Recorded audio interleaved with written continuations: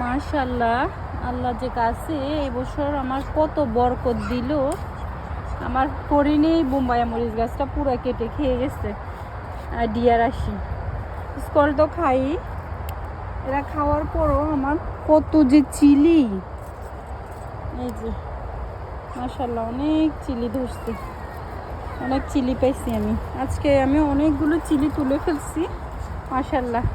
এক ঝুড়ি চিলি তুললাম, বিকজ ফল সিজন চলে আসছে, ঠান্ডা পড়া শুরু হয়ে গেছে। ইউএসএতে আস্তে আস্তে ঠান্ডা পড়বে।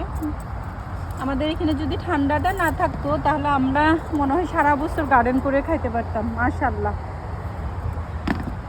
বাংলাদেশে এখন সবাই একটু একটু করা শুরু করছে ছাদ বাগান মাশাআল্লাহ। দেখেন কি সুন্দর ফ্রেশ চিলি, এক বাস্কেট ঝুড়ি আজকে আমি এগুলো সব হারভেস্ট করলাম মাশাআল্লাহ।